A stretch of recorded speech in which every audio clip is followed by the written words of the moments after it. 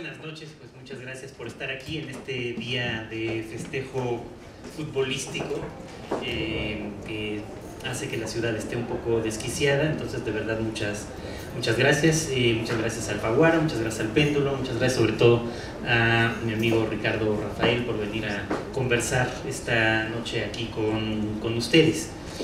Hace un momento hablábamos, Ricardo y yo nos conocemos realmente hace muchos años, desde que estábamos en la escuela primaria, compartimos la misma escuela primaria, y solo para empezar y romper el hielo, simplemente una anécdota sobre nuestra escuela primaria. Era el Instituto México, una escuela de hermanos maristas, en la que lo único que importaba, por supuesto, era el fútbol. Y Ricardo y yo pues compartíamos el horror hacia el fútbol, sobre todo porque nunca nos escogían al principio, éramos los últimos.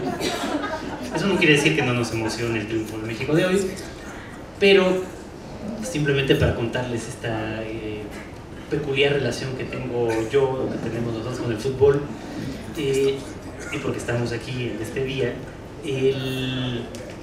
Cuando yo entré a la escuela primaria, yo tengo solo un hermano y no teníamos vecinos ni primos de nuestra edad, entonces en realidad jugábamos fútbol como se nos ocurría, no lo veíamos en la tele, jugábamos, pues, tenemos una pelota y íbamos al parque y jugábamos él y yo solos. Entonces cuando entramos a primero de primaria, fue el primer día en donde jugué fútbol con más niños. Era una escuela muy grande comparada con el kindergarten en el que había estudiado, había unas enormes canchas de fútbol en la parte de atrás. Entonces vamos el primer día a la escuela y el maestro de deportes nos dice, bueno, como es el primer día no vamos a hacer nada, hagan equipos y jueguen. Y pues a mí me parecía fantástico. En esa época además no me conocían, entonces no fui el último al que escogían. Entonces uno de mis compañeros con el que había empezado a hablar me escogió rápidamente para su equipo y me dijo, tú vas a hacer defensa. Y yo, wow, estaba emocionadísimo de que iba a hacer defensa. Pues ya me toca en un equipo, empieza el juego y desafortunadamente yo no sabía que los defensas no podían coger la pelota, el balón con la mano. Entonces empieza el juego de fútbol, viene la pelota hacia mí y yo me lanzo a atraparla en el área. A lo que se decreta un penalti, yo no entendía absolutamente nada de lo que estaba pasando, porque claro, los demás niños con los que jugaba no pensaban que había un niño tan imbécil como para no saber esta regla elemental del fútbol. Entonces no me dijeron nada, simplemente me vieron así como con pena, pensaron que me iba a pegar la pelota en la cara y que pues, yo me había tratado de defender y ni modo, penalti, gol. Se reanuda el juego, yo sigo en el área, vuelve otra vez la pelota hacia mí y me vuelvo a lanzar a atraparla. Ahí, como ustedes se imaginarán, acabó mi carrera futbolística en esta escuela. Intenté jugar básquetbol unos años, mientras los demás niños no crecieron más que yo, jugaba básquetbol más o menos razonablemente. Pero bueno, esto nada más por contar una anécdota, me parece más stand-up comedy que realmente de lo que vamos a hablar hoy. Pero no se te da mal. Bueno, pues muchas gracias por venir. Ahora sí vamos un poco ya al tema, contarles un poco qué vamos a hacer este día y también en las sesiones siguientes. Hace unos años el Péndulo muy generosamente me invitó a dar un curso sobre leer la mente, el ensayo que publiqué en Alfaguara anterior a este libro era un ensayo y entonces realmente era un curso sobre el arte de la ficción relacionado con nuestro funcionamiento cerebral. Entonces fue un curso que para mí fue fantástico dar aquí y pues a partir de ahí surgió la idea de hacer algo parecido, pero ahora es un poco más complicado porque no es con un ensayo sino con una novela. Entonces más que un curso, lo que se nos ocurrió hacer es una serie de 3 conferencias para hablar sobre temas relacionados con lo que trata este libro, de lo que hablaré ahora un poco más adelante. Entonces el libro tiene sobre todo un sustrato económico y político y ese va a ser el tema sobre todo de la charla que tendremos hoy Ricardo y yo con ustedes.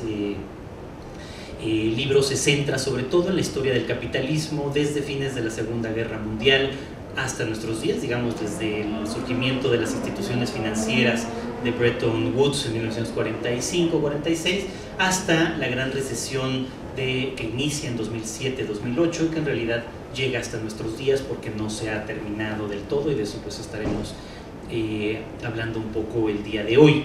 Es también un libro, como dice ya el título, un libro sobre engaños múltiples, sobre mentiras, y también por supuesto sobre mentiras financieras, a las que también nos referiremos en esta ocasión. La semana próxima, con otro de mis grandes amigos que también estudió en esta misma escuela y tampoco era un buen futbolista, pero a él sí le gustaba mucho, Eloy Urroz, que también acaba de publicar una novela que me parece espléndida en Alfaguara igualmente, que se llama La mujer del novelista. Esa es una novela igual que Memorial del engaño, en donde no se saben cuáles son los límites entre la verdad y la ficción. Entonces también estaremos hablando de eso con Eloy. Mientras que en Memorial del engaño el narrador se llama J. Volpi, y ahora hablaré un poco sobre eso, y el libro se presenta como una autobiografía. Ustedes podrán darse cuenta de que quizá esa autobiografía sea ficticia. En el caso de Eloy, la novela de Eloy se presenta como una novela, se llama La mujer del novelista, pero casi todo lo que contiene se basa en hechos reales, en la propia vida de Eloy. Es algo bastante controversial, de lo que hablaremos la siguiente semana. Y en la última es incluso un poco la parte más directamente vinculada con los personajes. Seguiremos hablando un poco de algunos de los asuntos económicos que tratan del libro, pero también sobre la ambigüedad sexual, por ejemplo, del personaje, con todo lo que implica, con un experto también en temas de diversidad sexual, y además un analista político muy agudo, que es Genaro Lozano. Y con eso, pues entonces estaremos abordando pues, algunos de los temas del libro, pues, espero que pueda ser interesante para ustedes. Entonces voy a situarlos un poco en el panorama de la novela, cuáles son los temas sustantivos, y ya de inmediato le paso la palabra a Ricardo pues, para discutir sobre algunos de estos asuntos. Esperamos que pues, sean de su interés. El libro nace de tres historias distintas que yo quise engarzar en una novela. En primera instancia, por supuesto, en el 2008, yo vivía en México en esa época, cuando todos vimos en televisión y leímos luego en la prensa que uno de los 5 más grandes bancos de inversión que hay en Estados Unidos, Lehman Brothers, se derrumbaba. Y tras el derrumbe de Lehman Brothers vino una cadena de quiebras y de derrumbes en el sistema financiero global, primero sobre todo en Wall Street, en Estados Unidos, posteriormente en la City, en Londres también, en una ola que es muy rápida, y de pronto una enorme cantidad de importantes instituciones financieras, sobre todo primero bancos de inversión, posteriormente también las grandes oficinas hipotecarias en Estados Unidos, y luego grandes empresas como General Motors, y luego grandes bancos ya no de inversión sino bancos comerciales como Citibank, terminaron todos quebrando. La diferencia es que el único banco al que se dejó quebrar fue Lehman Brothers. Los demás terminaron siendo rescatados con dinero de los contribuyentes en Estados Unidos.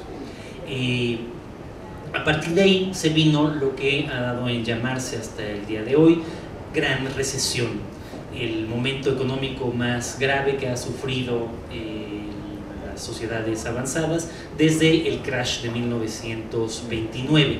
Sin embargo, se le llama más Gran Recesión porque significa sobre todo ese estancamiento absoluto del crecimiento, con enormes índices de desempleo y con un enorme índice también de pérdidas hipotecarias y sobre todo de bienes inmuebles con los que se especuló particularmente en Estados Unidos y en varios países europeos. De esto sabe más Ricardo que yo. En cualquier caso, estando en México viendo esta cadena, nos parecía que en ese momento que era inevitable que México iba a terminar sufriendo también terriblemente.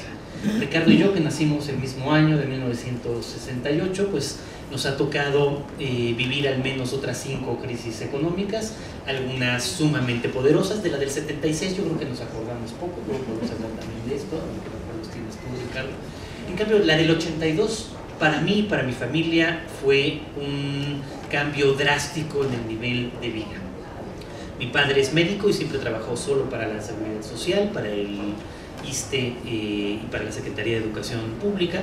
Antes del 82 teníamos una vida bastante confortable, en la medida de lo posible para un profesionista que siempre había imaginado, fue el primer profesionista de su familia, que eso garantizaba ya cierta estabilidad económica. Del 82 para acá, la vida de mis padres ha sido muy limitada.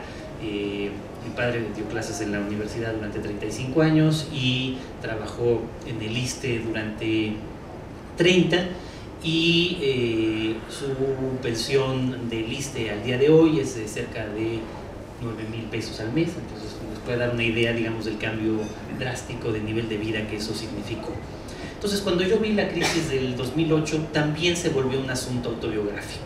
O sea, yo quise escribir una novela sobre esta crisis, también para explicarme a mí lo que le pasa a las personas que viven esta crisis y para tratar de entender sobre todo qué hacen quienes tienen poder político o económico y son en alguna medida responsables de la crisis. En segunda instancia, en mi novela anterior, La tejedora de sombras, que trata sobre una historia de amor, básicamente una historia de amor entre un psicoanalista y una chica de la que se enamora, y son amantes durante 42 años, parecería no tener nada que ver con esta novela, pero mientras investigaba para esa historia en la que este psicoanalista de Harvard es el protagonista principal, descubrí que este personaje, que se llama Henry Murray, había sido testigo psicológico en los juicios contra varios miembros del gobierno de Estados Unidos que habían sido acusados de ser espías soviéticos en los años 50 en Estados Unidos. Y entre los personajes que fueron acusados de ser espías soviéticos en Estados Unidos se encuentra la figura de Harry Dexter White. Me puse a leer más sobre este personaje y este personaje terminó convirtiéndose en uno de los centros del libro. En 1942, les cuento un poco otra vez esta historia que está detrás. En 1942, Estados Unidos entra en la Segunda Guerra Mundial después del ataque japonés a Pearl Harbor, y en ese momento, casi de inmediato, Estados Unidos empieza conversaciones con Gran Bretaña porque saben los dos que van a terminar ganando la Segunda Guerra Mundial eventualmente. No saben cuándo, está empezando apenas la guerra para Estados Unidos, pero ellos ya quieren planear cómo va a ser el mundo en la posguerra. Y deciden entonces que esa planeación del mundo en la posguerra sobre todo tiene que ser una planeación de cómo va a ser económicamente el mundo en la posguerra. Y además sin involucrar, desde luego, todavía en ningún momento a los soviéticos, que tienen un sistema económico distinto de planeación central. Entonces Estados Unidos y Gran Bretaña deciden escoger a sus mejores economistas para que sean las cabezas, los líderes de las distintas delegaciones que van a tener acuerdos bilaterales a lo largo de los siguientes años. Los británicos escogen no solo a su mejor economista, sino probablemente al economista más famoso de todo el siglo XX, John Maynard Keynes, decimos nosotros, Keynes, dicen los británicos, uno de los personajes centrales de la vida económica y política del siglo XX. Y los americanos escogen a Harry Dexter White, que en ese momento era subsecretario del Tesoro en Estados Unidos, es decir, la segunda autoridad económica más importante en Estados Unidos, para que sea el líder de la delegación de Estados Unidos. Ellos se reúnen a veces en Gran Bretaña, a veces en Estados Unidos, viajan en aviones militares, es una especie de episodio interesante de la Segunda Guerra Mundial, y también es una especie de guerra dentro de la guerra, porque tanto White como Keynes son brillantísimos y muy arrogantes, y cada uno quiere que se aplique el plan que diseñan cada uno por su cuenta, los llamados Plan White y Plan Keynes.